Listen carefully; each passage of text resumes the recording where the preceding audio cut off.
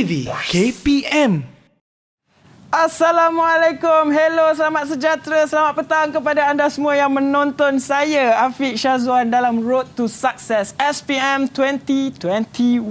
Baiklah, jadi macam biasa, Afiq akan pesan kepada anda semua sama-sama kita memendung penyakit wabak COVID-19 ini dengan cara mematuhi SOP. Ya, jangan lupa untuk gunakan pelitup muka, kemudian kalau nak keluar rumah tu jaga kebersihan, hand sanitizer jangan lupa dah. Apa yang paling penting, jaga jarak anda bersama dengan individu yang lain. Okey, jangan cakap rapat-rapat, jangan peluk-peluk kawan. Okey, baiklah. Jadi macam biasa hari ini kita akan belajar bersama dengan guru jemputan dan tajuk kita pada hari ini ialah subjek pembuatan perabot. Topiknya reka bentuk produk. Itulah dia. Jadi mesti ramai yang dah tertanya-tanya siapakah guru jemputan kita pada hari ini. Tanpa buang masa, mari kita sama-sama saksikan profil guru yang telah kami sediakan ini.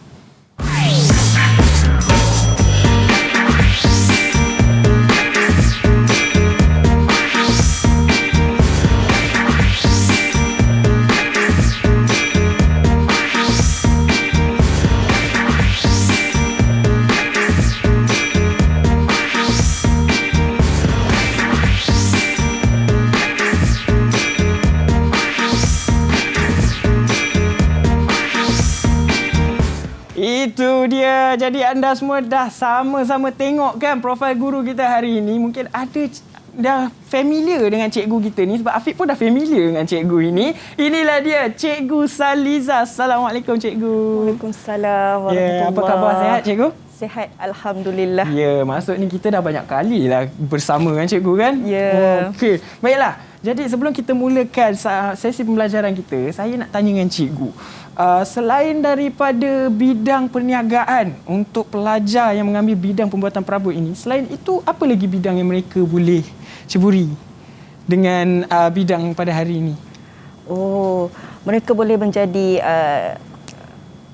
kontraktor. Oh, kontraktor. Yeah. Oh, maksudnya banyak juga pecahan kerjaya untuk subjek ini ya cikgu kan? Ya, kontraktor boleh, cikgu boleh, cikgu pun boleh. Macam-macam sebenarnya kerjaya yang adik-adik kita. Okey, jadi sebenarnya dengan adanya topik pada hari ini, reka bentuk produk. Sebelum kita mulakan sesi pembelajaran, cikgu ada tak pesanan ataupun mungkin info tambahan buat mereka semua sebelum mereka mulakan belajar pada hari ini? Okey, info tambahan untuk reka bentuk produk ni, semua orang mencari keselesaan, Afiq. Ya, betul. Semua orang nak selesa. And then produk yang sedia ada ni kita belum puas hati, kita nak tambah sikit. Orang kata penambahbaikan baik. Dulu kita pakai kursi batu. Betul. Lepas tu kita tukar kepada kayu.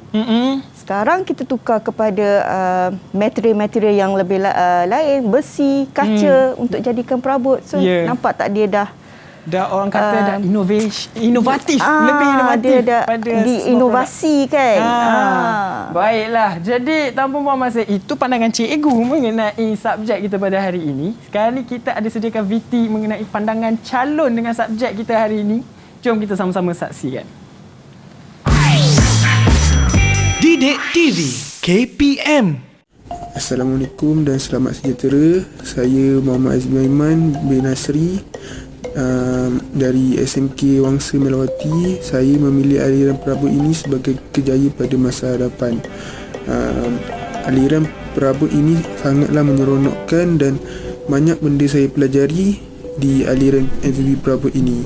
Assalamualaikum warahmatullahi wabarakatuh. Nama saya Muhammad Hidayat Benjamin dari Sekolah Menengah Wangsa Melawati. Ini tahun kedua saya dalam mata pelajaran vocational perabot. Saya menganggap mata pelajaran ini sangat menyeronokkan kerana para pelajar akan diajarkan cara membuat perabot. Saya berharap murid masa akan datang akan lebih ramai yang meminati mata pelajaran ini. Assalamualaikum. Nama saya Muhammad Izzat Uzaimi bin Hizam. Saya dari Sekolah SMK Wangsa Melawati. Saya memilih MPV pembuatan perabot kerana sebagai permulaan kerjaya saya pada masa akan datang. Perabot sangat menyeronokkan kerana saya dapat menambah kemahiran dan mencipta sesuatu yang baru. Di samping itu, dapat menjadikan saya seorang yang lebih berdikari kerana semua boleh DIY. Didik TV KPM. Itu dia pandangan calon mengenai subjek kita pada hari ini iaitu pembuatan perabot. Okey, baiklah. Jadi cikgu, sebelum kita nak mulakan sesi pembelajaran kita pada hari ini, saya nak bawa cikgu ke meja bulat ni. Inilah dia meja khidmat kita untuk cikgu gunakan kita mematuhi SOP bersama. Gunakan hand sanitizer yang telah disediakan. Mari cikgu. Boleh. Silakan cikgu. Okey, jadi adik-adik di rumah boleh contohi apa yang kami buat ini. Ini adalah cara sama-sama untuk kita praktikkan. Sama-sama kita menjaga kebersihan. Sebab Afiq pun pakai. Okey. Baiklah, jadi cikgu pun sekarang ni tengah gosok-gosok tangan. Saya pun tengah gosok-gosok tangan. Jadi Afiq nak bagi chance kepada adik-adik di rumah semua untuk rehat terlebih dahulu. Kemudian kita akan sambung lagi selepas ini. Jadi jangan ke mana-mana. Semuanya dalam Road to Success SPM 2021. Didik TV KPM.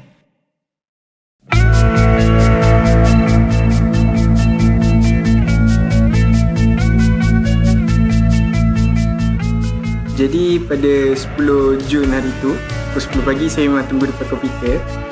Lepas tu saya buka seorang dulu. Kemudian baru parent saya datang. Jadi bila saya bagi tahu yang saya dapat keputusan cemerlang tu, dia orang sangat bahagia dan saya pun berasa seronok dapat tengok mereka juga happy. Jadi insya-Allah selepas ini saya akan cuba untuk meneruskan perjalanan dengan menjadi seorang accountant. Saya akan cuba apply apa-apa beasiswa dan juga universiti yang menawarkan perakaunan profesional, dan cita-cita saya adalah untuk menjadi seorang accountant dan juga seorang usahawan. Apa yang saya nak katakan, kalau boleh kita belajar ni kasih slow je. Jangan ikut sangat orang, jangan insecure tengok result orang. Percaya pada diri, insya-Allah keputusan SPM korang akan confirm cemerlang. Jadi selepas mendapat tahu keputusan SPM saya rasa sangat-sangat berpuas hati dan gembira kerana nak sampai tahap ambil SPM tu banyak sangat ketidakpastian. Jadi saya gembira sebab keputusan itu bukan sahaja membahagiakan saya tetapi turut membahagiakan kedua ibu bapa saya. Dan insya-Allah rancangan saya selepas ini ialah untuk menyambung A-level dan seterusnya melanjutkan pelajaran ke mana-mana universiti terkemuka, sama ada di United Kingdom atau United States. Doakan untuk itu. Pesanan saya untuk adik-adik 04 ialah jangan pernah putus asa. Kerana percayalah, siapa yang berusaha dia akan mendapat hasilnya. Walaupun menghadapi kesukaran untuk belajar dalam keadaan norma baru ini, tetapi kalau anda berusaha, insya-Allah pasti akan ada hasilnya.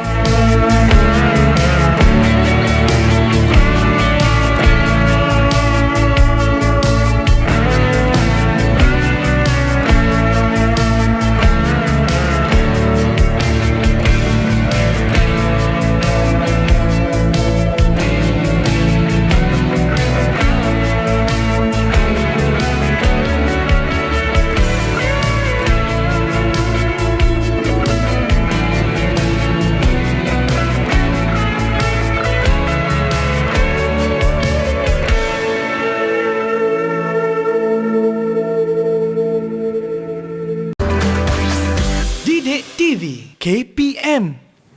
Kembali lagi kita dalam Road to Success SPM 2021. Baiklah, jangan lupa untuk patuhi SOP. Okey, gunakan pelitup muka. Kalau nak keluar tu, jaga kebersihan. Apa yang penting, stay safe, stay at home. Okey? Alright, baiklah. Jadi sekarang kita nak proceed dengan sesi pembelajaran kita, cikgu. Tapi sebelum tu, kita nak memperkenalkan pelajar yang akan bersama dengan kita sepanjang sesi belajar kita nanti. Mari kita bersama dengan pelajar dari SMK Wangsa Melawati Kuala Lumpur. Mana wajah-wajah mereka ni? Jom kita tengok. Assalamualaikum, selamat petang semua. Okey, buka mic. Assalamualaikum. Waalaikumsalam. Okey, semua stay safe, stay at home ni Semua stay safe Berehat saja di rumah sambil belajar Okey, baiklah. Abang nak minta seorang demi seorang untuk perkenalkan diri anda. Kita mula dengan Hasbi Irfan. Silakan Hasbi.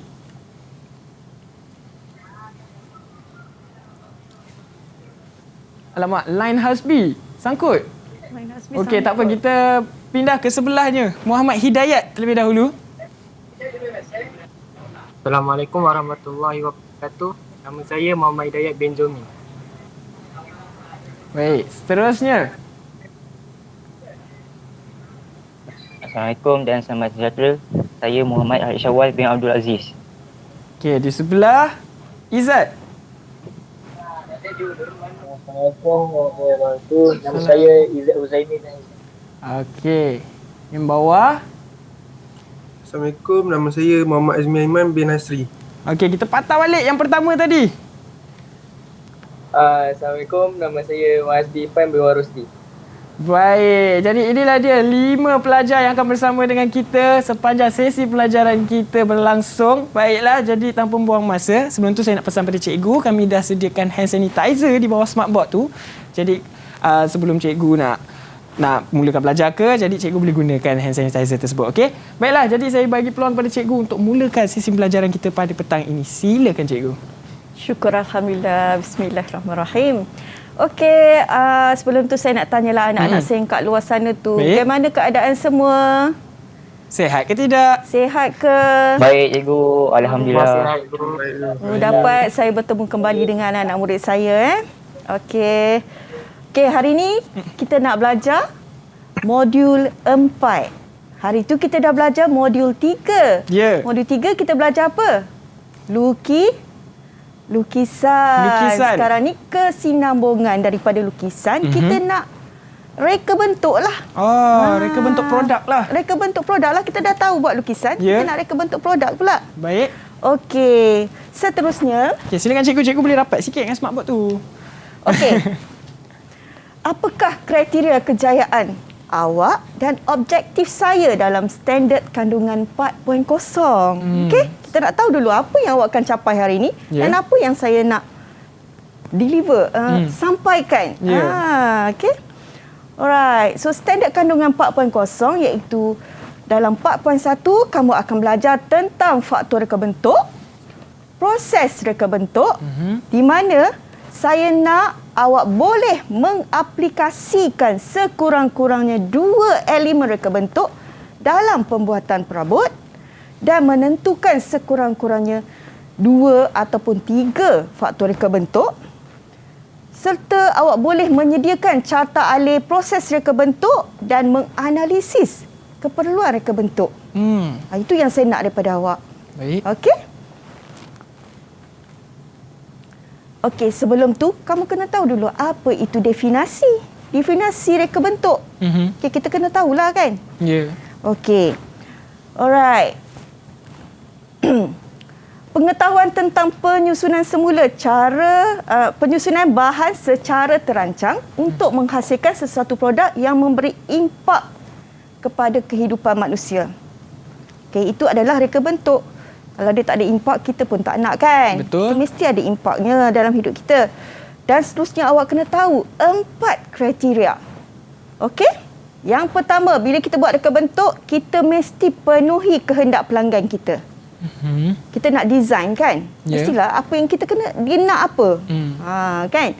Lepas tu, mestilah berkualiti. Yang kita design tu berdaya saing dan tidak mencemarkan alam sekitar. Sekarang ni kita semua dengar melestarikan alam. Alam, betul. Kelestarian alam kan. Sebab dunia, bumi kita semakin tua. So kita kenalah jaga untuk generasi yang akan datang. Baik. Kalau tak, kita dah rosakkan orang yang akan datang. Tak dapat merasa. Tak dapat merasa apa yang kita dah rasa sekarang kan. Betul. Okey. Terdapat 4 tujuan utama kita mereka bentuk. Okey. Iaitu yang pertama, menjadikan sesuatu produk lebih selesa. Tadi cikgu dah cakap, kalau kita reka bentuk, mesti kita nak selesa. Semua orang nak selesa kan? Dan selamat digunakan. Kita tak naklah kita reka bentuk tapi tak selamat. Sebagai contoh kan, banyak produk yang kita ada, kita gunakan sekarang tapi dia memberi kesan sampingan pada kita pada masa bukan kesan sampingan pada jangka masa panjang. Kita tak nampak pada masa jangka pendek. Masa pendek, ya. Kita tak nak macam tu. Baik. Seterusnya, kita penuhi kehendak individu dan masyarakat dan menghasilkan produk baharu dan menambah nilai sedia ada pada produk. Kita dah ada kerusi sekarang. Kita nak tambah nilai je. Sekarang, okey? Okey. Seterusnya, elemen reka bentuk. Apa tu elemen reka bentuk? Ada 7 elemen reka bentuk bila kita nak mereka. Okey. Yang pertama, size. Kedua, tekstur. Bentuk. Garisan. Warna. Ruang dan rupa. Ya. Kalau kita reka bentuk, tak ada rupa orang tak nak. Ya, betul. Orang tak nak beli. Tapi itu adalah elemen yang penting cikgu Ya. dalam pembelajaran kita pada hari ini. Rupa memang kena ada. Tak ada rupa. Tak ada. Pelajar kita hari ini pun semua ada rupa cikgu. Semua handsome. Handsome lah kan? Ya. Kalau tak ada rupa, tak jalan. Jadi elemen ni perlu pelajar ingat cikgu. Ya, ini adalah fakta. So, awak kena ingat elemen ni. Baik.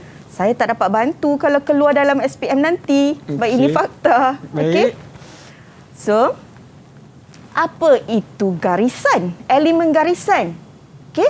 Dia menunjukkan pergerakan, menghasilkan tona, menimbulkan bentuk, mencipta ruang dan menimbulkan jalinan. Okey. Awak nampak tak? Garisan beralun. Dia nampak pergerakan kan? Kita nampak, kita sekali nampak, oh macam dia bergerak. Ya. Menghasilkan tona. Ni. Dia berlengkar-lengkar, garisan berserabut. Lepas tu menimbulkan bentuk zigzag. Okey. Kan? Lepas tu mencipta ruang. Ni dia dah cipta ruang. Ni nampak ada ruang, ruang garisan tebal, garisan nipis. Okey. Ya. So dia akan mencipta ruang. Okey. Yang seterusnya, bentuk. Mengisi ruang secara geometri. Awak tahu geometri itu apa? Tahu. Bentuk-bentuk geometri. Memperlihatkan keseluruhan pandangan sesuatu objek yang diterjemahkan dalam bentuk 2D atau 3D. Awak ingat tak saya ajar lukisan pada slot yang sebelumnya? 2D dan 3D. Siapa ingat? Pelajar Siapa ingat? Ingat tak? Sebelum Abah Afiq yang cakap, Abah Afiq ingat? Ada yang Ingat tak? Lukisan isometri, lukisan ortografik, okey? Isometri, ingat tak bentuk ni yang cikgu tunjuk? 3D kan? Isometri kan? Dia mesti. Okey. Apa beza 2D dan 3D? Okey, yang pertama kalau 2D tu nampak dia lepeh je lah, nampak depan saja, dia tak nampak satu sisi. Okey. Dan 3D ni kita nampak 3 permukaan. Macam kalau awak tengok saya, depan, sisi, lepas tu kedalaman. Okey? Dia mempunyai lebar, panjang dan tinggi. Nampak ni? Ni. Lebar, tinggi dan juga panjang. Okey? So dia menggambarkan keluasan dan isi padu. Kalau ini isi padu, kalau ini luas sahaja. Okey. Okey, panjang darab lebar kita dapat luas. Luas. Nampak tak matematik merentasi perabot. Baik. Jadi sebenarnya banyak sebenarnya kita kena combinekan dalam satu subjek. Kita combine ni. Okey, menggambarkan keluasan. Ni luas sahaja. Yang ni kita darab. Okey, panjang darab lebar darab tinggi kita dapat isi padu. Isi padu. Okey? So, seterusnya size. Size boleh digunakan untuk menunjukkan kesan perbezaan jarak, panjang, tinggi dan kedalaman objek. Itu size. Kepelbagaian saiz produk mengikut kesesuaian ruang dan situasi yang diperlukan. Kalau kita buat baju pun, kita mestilah ikut saiz kita kan. Sama juga dengan perabot. Kalau kita design perabot, kita kena ikut saiz. Saiz orang Asia dengan saiz orang Eropah, adakah sama? Tidak. Sama ke? Sekarang kan kamu banyak beli barangan antarabangsa kan? Kan dia ada cakap saiz orang Eropah, saiz orang Asia kan? So sama juga dengan perabot. Kita tak boleh beli perabot orang Eropah. Oh, jadi ada beza cikgu dekat situ? Ya. Kalau perabot orang Eropah dia lebih besar. Oh, orang Asia ni dia comel-comel. Comel-comel cikgu. Kecil-kecil sikit. Baik. Okey. Saya ingatkan mungkin dari segi pakaian saja. Mungkin perabot pun bermain peranan juga di situ. Kalau saiz pun dia akan buat ingat tak kerusi antik? Kenapa dia buat bentuk dia macam pear? Sebab orang Inggeris dulu kan suka pakai skirt kembang. Ingat tak yang skirt kembang macam tu? So kalau dia nak duduk kursi kecil, macam mana dia nak duduk dengan skirt dia tu? Ya, itulah memerlukan tempat duduk yang lebar sikit. Ya, dia akan buat macam buah pear tu. Sebab itulah dia macam tu. Baik, Okey. Sekarang tu kan meja. Tengok saiz meja. Ini coffee table dia buat saiz lain. Meja makan saiz lain. Okey? Dia tak boleh sama. Okey? Samalah juga dengan bar counter. Bar counter Meja bar. Meja bar. Okey, betul. Dia tinggi kan? Ya. Sebab orang, kenapa dia tinggi? Sebab orang nak Orang akan berdiri. berdiri sambil minum ataupun dia nak bersembang, berchatting. Berbual lah. Berbual lah kalau Okey. bahasa anak-anak sekarang dia panggil apa? Chit-chat. Chit-chat. Chit-chat. Wah, bahasa 2021. Chit-chat. Okey. Okey. So, rupa. Ni rupa. Rupa. Kan anak-anak kalau ambil gambar suka macam ni. Betul, nak menunjuk tunjuk rupa. rupa kan? Okey, merupakan pertemuan antara hujung dengan garisan permulaan, mempunyai permukaan rata serta bergarisan di luar, bersifat 2D serta mempunyai luas dan terdapat 2 kategori iaitu satu rupa bentuk organik dan lagi satu rupa geometri. Okey, kita kalau nak design, kita boleh design corak organik. Organik, semua orang sekarang ni mencari organik kan? Apa itu perabot desain organik? Cuba awak fikir. Dapat tak fikir? Desain organik Ya. Banyak tu sebenarnya. Dia banyak dekat perabot Bali. Meja makan. Ya, meja makan. Kan ada perabot-perabot Bali. Kan dia banyak macam rebung. Ya. Corak rebung, bunga rebung. Semua dia, Betul. dia dekat meja tu kan? Dan juga sekarang ni orang suka geometri. Geometri. Semasa. Okey? Nampak bentuk geometri, ada bentuk meja bentuk hexagon, Meja bentuk bulat ni. meja bentuk bulat, pentagon, Ya. okey, nonagon, dektagon. Ini matematik juga. Ya, betul cikgu. Baiklah, jadi sebelum kita sambung lagi cikgu, saya nak berehat terlebih dahulu. Bukan saya sebenarnya, saya nak bagi peluang kepada adik-adik ataupun pelajar di rumah juga berehat. Jadi jangan ke mana-mana. Kita sambung lagi selepas ini. Semuanya dalam Road to Success SPM 2021. Didik TV KPM.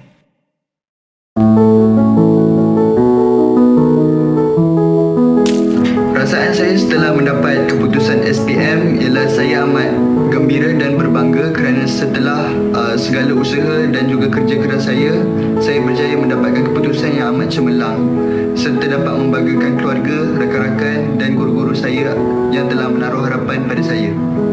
Hala tuju, saya setelah mencapai keputusan SPM, setelah berfikir panjang, saya akan cuba untuk memohon beasiswa bagi menyambung pelajaran saya dalam bidang sains, teknologi, kejuruteraan dan matematik STEM yang relevan dengan sektor industri 4.0 pada masa akan datang. Tips dan kata-kata pedoman yang dapat saya berikan kepada calon SPM yang akan datang ialah anda perlulah mempunyai niat yang betul. Pastikan anda menimba ilmu dengan niat yang ikhlas untuk meningkatkan kecemerlangan diri anda, membanggakan keluarga anda serta membangunkan masyarakat dan negara. Seterusnya, anda perlulah berusaha dengan keras dan konsisten dengan kerja anda supaya anda dapat meningkatkan ilmu anda untuk mencapai keputusan yang cemerlang. Seterusnya, anda perlulah percaya pada diri anda yang anda mampu untuk mendapatkan keputusan yang cemerlang serta dapat membanggakan diri anda. Hai sekali, jangan berputus asa. Teruskan usaha anda walau sesusah mana pun perjalanan anda. Teruskan mengayuh sehingga anda tiba ke destinasi anda. Saya doakan kepada semua calon-calon SPM agar anda semua mendapat keputusan yang cemerlang serta dapat membanggakan diri anda serta keluarga anda. Itu sahaja pada saya. Terima kasih dan jumpa lagi. Didik TV KPM. Kembali lagi kita dalam Road to Success SPM 2021 dengan subjek kita pada hari ini pembuatan perabot, topik reka bentuk produk. Dan kita masih lagi bersama dengan Cikgu Saliza. Silakan Cikgu, kita mulakan sesi pembelajaran kita. Okey, kita teruskan kepada elemen warna. Baik. Elemen warna sangat penting sebab kita nak menarik pelanggan kita. Kalau kanak-kanak, kita guna warna kanak-kanak lah. Warna yang kanak-kanak suka. Setiap kali kita pandang je dah tertarik dah. Dah tertarik. Okey.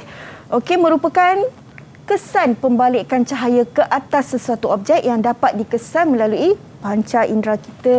Sebab tu bila tengok je, Ya. suka. Dia ada 3 bahagian warna, iaitu warna asas, sekunder dan tertier. Okey, warna asas ni apa? Semua orang tahu kuning, biru, merah. Warna sekunder apabila kita campur 2 color ni. Biru campur kuning jadi hijau. Kuning campur merah jadi jingga. Jingga. Okey, kita campur pula yang ni dengan yang ni dapatlah biru. Okey. Seterusnya warna tertier. Kita akan campur 2 warna yang bersebelahan pada pola warna. Kita akan dapatlah warna-warna yang campuran warna yang sekarang ni, warna yang orang sukalah warna macam-macam sekarang betul. ni. Kalau awak pergi kat kedai cat kan, awak nampak macam-macam color. Rumah sekarang pun macam-macam color dah keluar. Dulu warna krim, warna coklat. Mungkin warna-warna yang dah terlampau biasa pun mungkin dah jarang digunakan. Lebih luar biasa. Sekarang luar biasa. Okey. Seterusnya kita pergi kepada tekstur. Awak kena ingat semua elemen ni. Maksud elemen ni awak kena ingat ya. Okey, teknik yang memberikan impak atau kesan terhadap permukaan objek yang dapat dikesan melalui deria sentuhan. Okey, kalau kita tengok contohnya lah kan, kita tengok sesuatu benda tu kita nampak dia pipi dia halus, bak pauh dilayang. Baik. Okay? Licin je muka dia. Okey. Lepas tu kasar kita nampak. Okay, kalau kita tengok satu benda tu kita dah nampak kasar atau licin. Itu kita panggil tekstur. Okey. Kalau kita tengok kat sini kita nampak ini kasar, ini halus. Ya, betul. Sebab tu bila kita tengok perabot, kita nak pakai elemen apa? Nak pakai finishing kasar ke, halus ke? Biasanya orang suka halus. Sebab tu orang suka perabot kulit leather kan, mahal. Lebih mahal dan lebih halus. Okey. Seterusnya kita pergi kepada ruang. Ruang ialah kawasan kosong yang dikelilingi oleh elemen garisan bagi menampakkan objek tu lebih jelas, dan keluasan menjadikan sesuatu reka bentuk lebih terselah dan menarik. Dan ruang terbahagi kepada 2, iaitu ruang positif dan ruang negatif. Okey. Bila kita tengok kat sini, ruang positif ni yang belah depan. Ruang negatif ni sebelah belakang. So bila kamulah, manalah tahu di antara kamu nanti yang akan jadi home designer, memang kamu akan guna benda ni. Bila kamu jadi home designer, kamu biasanya kalau ni kamu ambil cardboard, kamu akan susun-susun untuk kamu nampakkan dia lagi lebih jelas. Okey? Jadi sebenarnya kalau diikutkan, apa kepentingan untuk kita tahu ruang negatif dan juga positif ni sebenarnya, cikgu? Sebab kita nak nampak benda tu tonjol tak. Baik. Maksudnya dari segi reka bentuk tersebut tu nampak kita nak tonjol kat mana. Faham. Okey, baik. Okey. Faktor reka bentuk. Kita pergi kepada faktor reka bentuk. Okey. Dalam faktor reka bentuk ni ada 7 faktor yang mempengaruhi reka bentuk. Okey. Yang pertama, mestilah manusia. Sebab manusia lah yang banyak komennya. Ya, betul. Okey. Segala benda dia akan komen, dia akan memberi komen. Okey, reka bentuk yang baik menjadikan kehidupan manusia lebih selesa. Sebab semua orang nak mencari keselesaan. Okey. Sebab itulah daripada dulu kerusi tak ada sponge. Dia letak sponge sebab nak bagi lembut dan empuk bila duduk. Okey, dulu kerusi kayu je. Tak ada pun sponge. Kan? Katil dulu pun tak ada kan. Sekarang ni tilam tebal-tebal kan. Tebal-tebal, cikgu. Kan? Okey, yang kedua fungsi. Mestilah faktor tu mempengaruhi fungsi untuk menyelesaikan masalah dan memenuhi keperluan dan kehendak pengguna. Baik. Kalau kita reka bentuk tapi tak ada fungsi, tak gunalah juga. Ya, mungkin akan terbuang nampak begitu. Nampak cantik je, tapi tak boleh nak guna. Nak buat apa kan? Kita tengok je. Rugi. Yang kedua, keselamatan. produk selamat digunakan oleh pengguna, tidak memberi kesan sampingan, mesra pengguna dan mesra alam. Ini memang kelestarian. Okey, macam sekarang sebagai contoh reka bentuk macam peti sejuk kan. Sekarang dah ada peti sejuk yang orang kata mesra alam. Kalau dulu kan kita selalu dengar peti sejuk dia menggunakan CFC kan, dapat menipiskan lapisan ozon kan. Sekarang ni dia dah pakai HFC kalau tak salah saya, hydrofluoro saya tak pasti yang tu. Tapi HFC ke. Baik cikgu. Yang mengurangkan sedikit. Maksudnya sesebuah reka bentuk yang lebih kepada mesra alam. Okey. Yang seterusnya ialah estetika. Estetika ni tahu apa benda? Nilai estetika? Kelainan. Kelainan warna. Okey. Nilai estetika itu, nilai estetika ni sayang nak buang. Setengah orang tak buang Prabu Antik sebab dia ada nilai estetik dia kat situ. Baik. Bahan yang digunakan mengikut keperluan produk. Sekarang ni bahan tu mudah diperoleh. Okey, sekarang kita jarang guna perabot daripada kayu padu. Sebab kita tak nak tebang hutan banyak. So sekarang ni daripada sebatang kayu, kita hancurkan kayu, kita jadikan board. Kita dapat banyak.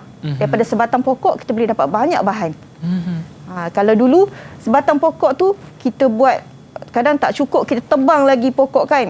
So sekarang ni ada pelbagai jenis bahan. Sebagai contoh MDF, medium density fiber board, papan serpai, okey, particle board, cement board, kita campur kayu dengan simen. Okey, kita ada banyak lagi kayu berroti, papan lapis, ada banyak macam jenis yang kita dah pelbagaikan kayu. Okey. Seterusnya agronomik. Mesti apa ni cikgu agronomik? Macam dinamik je. Okey, dan yang terakhir mestilah ini RM. Okey, benda ni sangat penting. Kos pengeluaran produk yang berpatutan, harga jualan yang berpatutan dan tidak membebankan pengguna. Kalaulah kita buat produk, kita design produk tu harga dia ratusan ribu, berapa customer, berapa pelanggan yang dapat membeli produk kita daripada kita buat produk yang harga dia berpatutan, ramai orang boleh pakai dengan produk harga ratusan ribu hanya satu atau dua orang ataupun orang kayangan saja boleh pakai. Bahasa sebab sekarang mahal kan. Tapi cikgu, saya nak balik kepada ergonomik tu cikgu. Mungkin saya punya rasa macam ada ergonomic chair tu yang kerusi dia macam melengkung. Yes, sebab ergonomic chair ni dia mengikut keselesaan, mengikut saiz badan. Untuk keselesaan orang tu kita design macam untuk tulang belakang, okey, untuk rehatkan kaki. Ya, betul. So dia mengikut keselesaan. Baik. Okey, sebab itulah kita panggil ergonomik. Okey. Baik. Boleh saya teruskan? Boleh. Boleh tak pelajar semua? Okey. Rasa-rasa ingat tak? Ingat tak fakta-fakta ini? Ingat Aiman Awak kena ingat sebab soalan SPM kita berbeza daripada 2020. Ya, betul. Okey. Mari kita tafsir apa yang saya cerita tadi. Okey, ini kerusi ni. Okey, yang pertama, masalah yang pertama ialah faktor manusia. Kenapa? Keadaan penyandang kerusi yang keras dan tidak boleh dilaraskan, pengguna tidak selesa. Sebab tu orang nak design lain. Kerusi ni memang dah ada, tapi dia nak tambah nilai lah kan. Yang kedua, fungsi kerusi tidak dapat digunakan mengikut ketinggian pengguna. Ini kalau orang Asia okey. Tapi kalau orang Eropah, tak boleh cikgu. dia tinggi kan? Dia tak nak, dia mesti nak tinggi sikit. Okey. Yang kedua, faktor keselamatan ni, bucu ni tajam. Okey, bucu ni tajam. Ni kat atas ni pun tajam. Mana tahu berlari-lari kena kat mata anak kita ke siapa ke. So dia orang tak nak. So dia penyebab kecederaan kepada pengguna. Okey, itu faktor keselamatan. Yang ketiga, yang keempat, faktor kos. Kita guna ni kayu padu. Ni kayu padu ni. Sekarang kita tak boleh dah sebab kayu padu sangat mahal. Ya. Compare dengan MDF, papan serpai lebih murah. So kita tak boleh nak guna kos ni. Kita tak boleh nak tampung kos. Baik. Seterusnya, faktor estetika, reka bentuk dan warna kurang menarik. Kalau kamu tengok kerusi sekarang, ada warna hijau, Ya, betul. ada warna purple. Betul. Kan, warna-warna yang... Kat rumah saya kerusi warna biru. Fantastiknya colour kan. Ya. Okey. Seterusnya, kerusi tidak dapat menampung beban pengguna yang berat. Okey, sebab dia nipis kan. So kalau orang yang comel, sihat, bahaya Mungkin juga. agak bahaya untuk duduk kerusi. Agak bahaya jugalah kan. Baik. Dan masalah yang ketujuh, ergonomik, penyandang belakang yang tegak dan tidak dapat menyokong bahagian belakang pengguna. So tegak aja kita duduk pun macam tegak. Macam terlalu tegak sangat. Tak sedap kan. Okey. So kita daripada faktor-faktor inilah kita akan design kerusi yang ada sekarang ni, yang orang dah, kalau awak tengok di pasaran, macam-macam design keluar disebabkan masalah-masalah inilah. Jadi kita akan lakukan penambahbaikan lah daripada kerusi yang dah ada. Alright. Okey. So, kita buatlah analisis keperluan reka bentuk. Yang pertama ialah ergonomik, yang kedua ialah anthropometric. Okey? Okey. Okey, ergonomik. Apa itu ergonomik? Bermakna ketepatan fungsi pengguna sesuatu alatan agar manusia berasa selesa, kemudahan, kesesuaian, selamat digunakan ketika melakukan aktiviti. Selamat. Ingat Dan susun atau alatan membolehkan manusia bekerja dengan cekap dan efisien. Kita design sebab nak bagi manusia bekerja dengan lebih cekap dan efisien. Ya, baik. Kalau kerusi tak sedap, duduk lama-lama kat pejabat pun tak boleh duduk kerusi ni. Tak boleh duduk lama pula. Tak boleh nak buat kerja kan. Okey. Apa beza pula dengan anthropometric? Okey. Ini lebih kepada ukuran, kekuatan dan physical capacity. Okey. Saiz dan bentuk badan manusia berbeza-beza. So, kita reka bentuk perabot haruslah sesuai dengan saiz fizikal pelanggan. Okey? Baik. So, inilah perbezaan dia. Ergonomik, kalau kita tengok gambar, nampak tak? Nampak? Faham? Kerusi lelaki dengan kerusi perempuan. Berbeza ukuran kan? Ya. Meja dia orang Meja beza. pun mungkin ketinggian meja yang berbeza ya cikgu. Okey. Itulah perbezaannya. Okey? Ergonomik ni lebih berkaitan kepada keselesaan dan keselamatan. Jarak kita dengan skrin komputer. Kita nak letak meja tu berapa, dia punya kelebaran dia. Itu lebih kepada ergonomik. So, boleh ingat ya anak-anak? Boleh ingat? Ingat tak Ipan? Okey. Seterusnya kita pergi kepada carta alir. Carta alir proses reka bentuk. Dalam proses reka bentuk, carta alir mesti mengikut urutan yang betul. Ini adalah urutan betul, tak boleh yang kemudian didahulukan. Dia mesti dulu-dulu. Baik. Dia tak boleh potong trip. Kena ikut step by step juga. Ikut step by step juga. Okey, yang pertama, situasi dan masalah. Yang kedua, brief reka bentuk. Yang ketiga, lakaran idea awal. Kalau dalam situasi masalah, okey, kita kena kenal pasti masalah apa yang kita hadapi. Contoh tadi, kita dah tafsir. Betul. Okey. Seterusnya, kita kena brief reka bentuk. Kita mengadakan perbincangan dengan grup kita. Okey, kita brief apa benda yang kita dapat. Okay, macam kita briefing lah. Okey, dalam grouping. Lepas tu kita sumbang saran dan pengumpulan maklumat. Lepas kita briefing, kita akan dapat sumbang saran daripada rakan-rakan kita. Cadangan. Pendapat, fungsi, bahan apa kita nak guna. Okey, apa faktor keselamatan yang kita nak tingkatkan, kita bincang kat sini. Lepas tu barulah kita akan keluarkan lakaran dan idea awal. Okey, kita buat gambaran awal idea kita. Okey. Seterusnya pengembangan idea melalui lakaran, idea penyelesaian dan perincian melalui lukisan. Lepas tu kita kena dokumentasikan dan kita keluarkan model reka bentuk. Di mana kita kembangkan idea untuk menghasilkan lakaran. Kita kembangkanlah idea kita. Dan kita selesaikan, kita jawab balik apa yang daripada masalah ni. Jawab balik. Oh, okey. Jawab, lepas tu kita kena dokumentasi. Kalau kita tak dokumentasi, orang panggil copycat. Orang boleh copy. Cetak rompak. Boleh cetak rompak lah. Cetak rompak lah. Okay. Alright. So, seterusnya kita hasilkanlah produk kita. So, orang tak ada nak cetak rompak. Dah ada kan? Okay. Seterusnya, kita pergi kepada contoh soalan pembuatan perabot. Okey. Kalau dulu MP 7102, sekarang PP 7110. Dia dah berubah. Dah berubah dah kod kod pun dah berubah. Okey. Dan soalan ada dua bahagian, iaitu bahagian A dan bahagian B. Di mana bahagian A awak kena ingat dan faham. Tadi saya tanya kan, ingat tak anak-anak? Faham tak anak-anak? Fakta ni.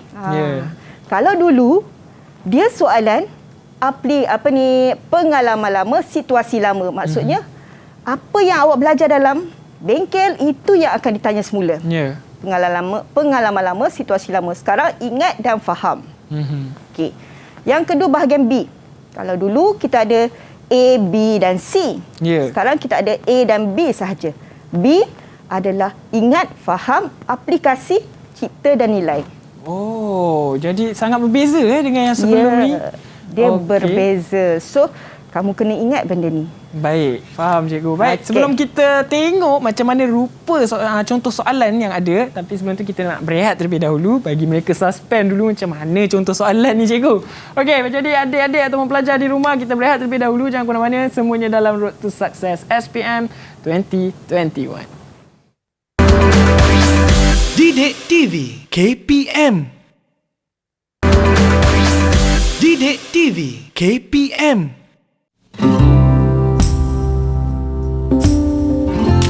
Pertamanya saya merasa terkejut dengan keputusan itu, dan juga dalam masa yang sama saya merasa gembira lah kerana dapat keputusan straight A, 9A.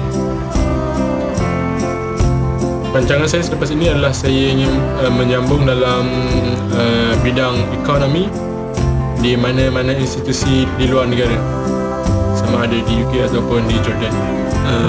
Pesanan saya kepada pelajar di luar sana yang akan menduduki peperiksaan SPM adalah pertamanya selamat berjaya, dan juga sentiasa percaya dengan diri anda bahawa anda boleh melakukannya.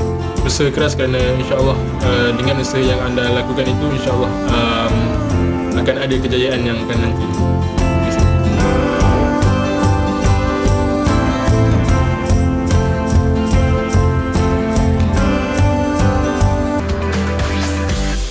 TV KPM.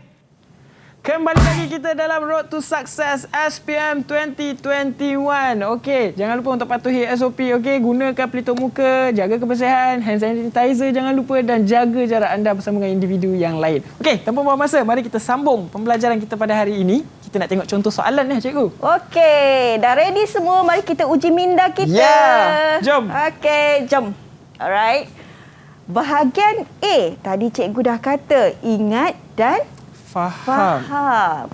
Awak mesti ingat apa cikgu ajar tadi, dan awak mesti faham. Kalau awak tak ingat, tak faham, awak tak boleh jawab. Baik. Okey, soalan yang pertama. Okey. Penyataan di bawah menerangkan elemen reka bentuk. Ni diterangkan elemen reka bentuk. Okey, A menimbulkan bentuk produk kelihatan besar dan menghasilkan tona. Ingat ya, menghasilkan tona. Segaris. Okey. Merupakan kesan pembalikan cahaya ke atas sesuatu objek, memberikan suasana ceria. Pembalikan cahaya. Mengisi ruang secara geometri dan memperlihatkan keseluruhan pandangan sesuatu objek. Dan D, teknik yang memberikan impak atau kesan kepada permukaan objek. Kesan. Yang ni cahaya. Yang ni geometri. Tadi cikgu sebut tau. Digunakan untuk menunjukkan kesan perbezaan jarak, panjang, tinggi dan kedalaman objek. Objek. Ni. Perbezaan jarak. Okey, berdasarkan pernyataan di atas, namakan elemen reka bentuk dengan menulis A, B, C, D dan E pada ruang jawapan. Soalan ini, kamu hanya perlu memilih jawapan. Okey? Jawapan diberikan, kamu kena pilih. Tapi berdasarkan pernyataan. Boleh ingat ya? Okey. Siapa nak jawab? Okey, siapa nak cuba? Siapa yang berani untuk mencuba? Saya cikgu. Izzat. Okey. Okey, sila Izzat. Izzat. Okey. Nama elemen. Warna. Pernyataan mana yang tadi menyertakan warna? Warna B. Okey. Bentuk? Bentuk C. C. Garisan? A. A. Okey. Saiz? Saiz E. Dan tekstur? D. Okey. Kita tengok. C. E. E. Betul. Semua betul lah cikgu eh? Alhamdulillah. Wah, Maksudnya tahniah awak- Izzat. Mungkin awak buat catatan agaknya. Dia dah prepare dah ni. Okey, dia catat tadi. Okey, syabas. Okey, so betul. Okey, nampak tak? Kalau kamu tak ingat tadi, kan? Kalau kamu tak ingat tadi, kita back tadi, kamu tak ingat benda-benda ni kan? Menghasilkan tona, okey. Lepas tu menimbulkan bentuk, menghasilkan tona. Tadi kan saya dah cakap tadi, masa slide yang sebelum dia, adalah garisan, lepas tu pembalikan cahaya tu adalah warna, okey. Geometri tu bentuk, okey. Lepas tu ini tekstur, saiz. Kalau kamu tak ingat, memang kamu tak boleh jawab. Mungkin Izzat pandai memahami keyword yang cikgu berikan tadi. Okey. Keyword yang membantu. Okey, soalan seterusnya. Jadual menunjukkan kriteria reka bentuk. Tadi ada 4 kriteria tadi masa slide yang pertama tadi, ketiga. Okey, siapa nak jawab soalan ni? Hasbi. Saya Okey, memenuhi kehendak pengguna, betul atau salah? Betul. Betul. Bahan yang merosakkan alam sekitar. Salah. Salah. Kurang berdaya saing dengan produk tempatan ataupun produk sedia ada. Salah. Okey. Berkualiti tinggi. Betul. Ini memang boleh dapat ni. Okey. Memang dapat betul semua. Semua. 5-4 markah. Okey, untuk soalan 2021, okey, dia boleh 1, 2 markah, 3 markah, 4, 5. Maksimum 5. Maksimum 5.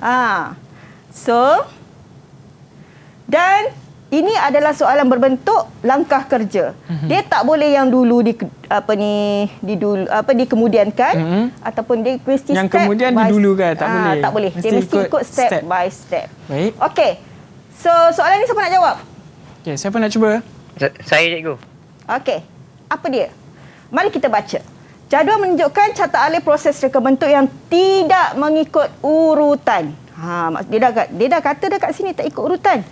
Susun semula B, C, D, E, F proses carta alih reka bentuk mengikut urutan yang betul pada ruang jawapan dengan langkah 1, 7 dan 8 telah diberikan. Nampak? Dia dah bagi dah? Okey.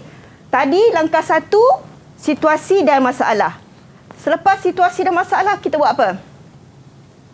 Brief reka bentuk. Okey. Brief reka bentuk. Seterusnya langkah 3.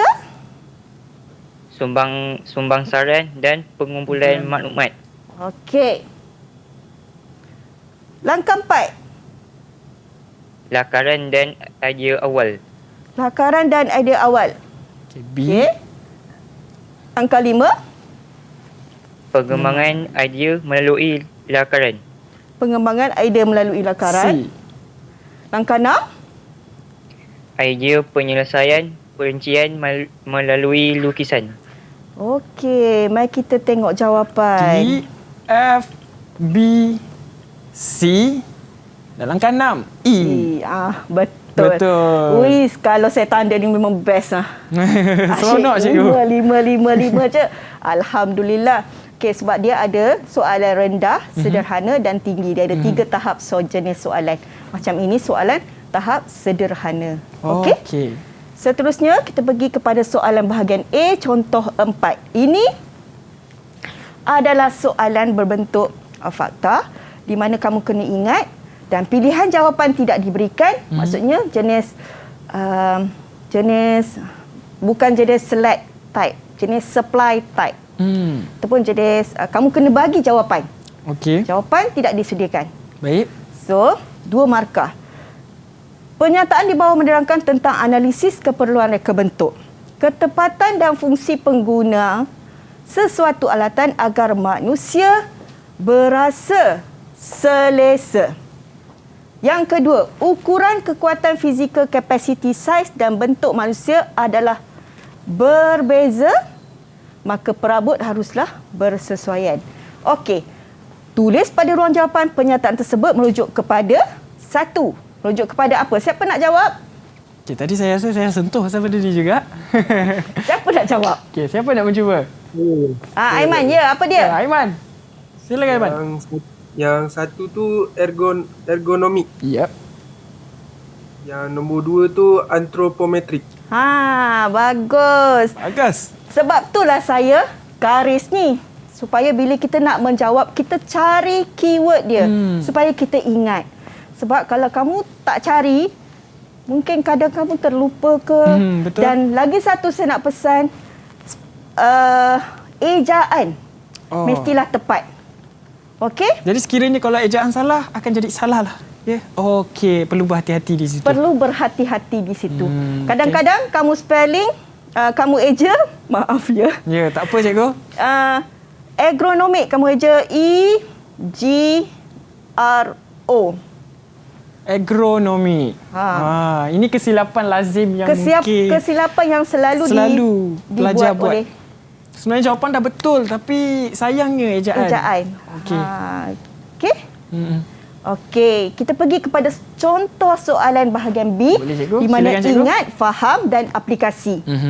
Ya, awak dah kena ingat, faham, awak kena apply. Lepas tu awak boleh cipta, awak boleh nilai. Baik. Okey. Bahagian B. Soalan 1. Anda diminta untuk mereka bentuk sebuah rak peralatan mandian yang boleh digantung di bilik mandi. Berikan 2 faktor yang perlu diambil kira. Nampak, ini adalah ingat, faham. Awak Okey. kena ingat. Baik. Apa 2 faktor itu? Siapa kita nak cuba cikgu? Okey, berdasarkan jawapan lakarkan rekaan itu. Okey, siapa nak jawab? Hidayat, nak cuba tak? Dayat ke Ipan ke? Saya cikgu. Okey, Okey, Hidayat. apa dia? Faktor apa? Menjadikan produk lebih selesa. Lagi? Dengan selamat memenuhi kehendak pengguna. Okey, selesa, selamat memenuhi kehendak pengguna. Okey? Okey. Alright. Yang kat sini kita boleh bagi faktor fungsi, faktor bahan, faktor kos, faktor manusia. Okey? Yang tadi. Okey? Tak apa.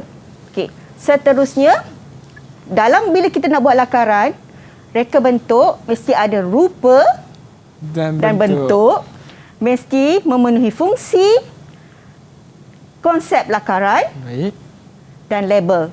Kita jawab balik soalan yang nombor 2 lah. Sebab dia nak label, konsep lakaran tu mesti ada. Konsep apa? Sebab kita dah belajar lukisan.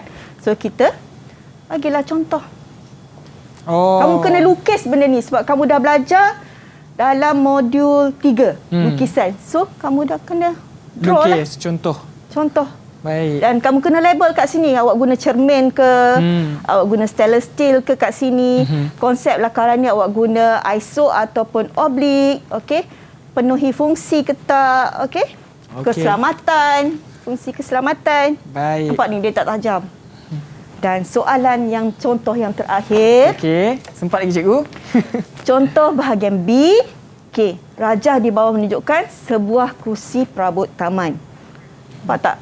Berikan 2 tujuan untuk mereka bentuk perabot itu. apa tujuan kita reka bentuk perabot itu. Dan berdasarkan raja di atas, reka bentuk perabot kerusi taman hanya mempunyai satu fungsi. Dia duduk je. Ya. Okey, dia boleh duduk je fungsi dia. Okey, dan kurang selesa. Tak ada selesa, tak apa? Keraskan kayu. Lakarkan sebuah perabot kerusi taman yang mempunyai dua fungsi dan lebih selesa pada ruang jawapan. Okey. So, soalan ini, siapa nak jawab? Okay, siapa nak cuba? Ada yang berani cuba? Siapa? Tak ada cikgu, cikgu tunjuk je jawapan. Contoh jawapan. Okey, menjadikan produk selesa dan selamat digunakan dan memenuhi kehendak pengguna dan masyarakat, menambah nilai produk sedia ada dan menghasilkan produk baru. Ya. Okey, kat sini nampak tak? Tadi kita tambah cushion. Okey. Okey. Ini kita buat rak penyimpanan. Sebab kita dah ada dua fungsi. Satu tempat simpan, satu Tempat duduk. tempat duduk. Kemudian dia dah tambah keselesaan di situ. Okey, kat sini kita boleh tambah tempat letak minuman ke. Kan? Kat sini kita tambah tempat letak minuman. Ataupun kat sini kita buat unrest ke. Kita design balik produk yang sedia ada tu untuk tambah nilai. Okey, itu sahaja daripada saya hari ini. Baik, terima kasih Cikgu Saliza. Okeylah, jadi saya nak ucapkan terima kasih kepada Cikgu Saliza kerana penyampaian ilmu kita pada hari ini. Semoga ilmu yang disampaikan dapat memberi manfaat kepada pelajar di rumah maupun pelajar di studio. Terima kasih pelajar dari SMK Wangsa Melawati Kuala Lumpur. Dan insyaAllah ada rezeki kita jumpa lagi. Dan itu saja daripada saya dan juga cikgu pada hari ini. Bye. Assalamualaikum. Kamu semua yang terbaik. Didik TV KPM. Janganlah kamu berputus asa terhadap rahmat Allah. Sesungguhnya Allah mengampuni dosa-dosa semuanya. Sesungguhnya Dialah yang Maha Pengampun lagi Maha Penyayang. Jadi ayat ini jelas meminta murid semua untuk tidak berputus asa walau sukar macam mana keadaan yang murid hadapi pada waktu ini. InsyaAllah segala usaha akan membuahkan kejayaan. Cuma lambat atau cepat saja kejayaan itu untuk kita kecapi. Janganlah sekali-kali kita merasa rendah diri dan hina dan berputus asa untuk terus belajar untuk mencapai kejayaan cemerlang dalam perpasaran SPM ini nanti. Sekian, terima kasih. Baik anak-anak semua, baik murid semua dan utama kepada murid-murid tingkatan 5, saya ucapkan selamat belajar dan saya harap dengan adanya program-program seperti ini, anak-anak akan terus berminat untuk belajar dan anak-anak akan terus membuat ataupun akan terus menikmati sebenarnya belajar secara online ini adalah seronok. Baik genggam bara api biar sampai menjadi arang. Dan sesuatu perkara itu tidak akan datang mengulik atau melayang, ya, dan tidak akan datang sendiri. Semuanya kita perlu cari dan semuanya kita perlu usaha.